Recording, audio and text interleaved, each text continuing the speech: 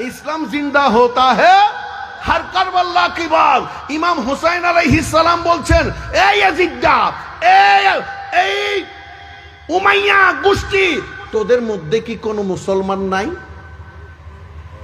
Yazid, তোর গোষ্ঠীর মধ্যে কোনো মুসলমান নাই, তোর দলের মধ্যে কোনো মুসলমান নাই, তাইলে বোঝা যাচ্ছে ইয়াজিদদের গ্রুপে কোনো মুসলমান ছিল না। ইসলাম ছিল ওই 73 আওলাদ রাসূলের তাবুকের ভিতর। ওই তাবুক থেকে যুগে যুগে ইসলাম প্রচার হবে, কোন আল্লামা, কোন পুরোহিতের মাধ্যমে নয়, আল্লাহর ওলিদের মাধ্যমে। বাংলার জমিনে মাদ্রাসা ছাড়া ইসলাম প্রচার হয়েছে।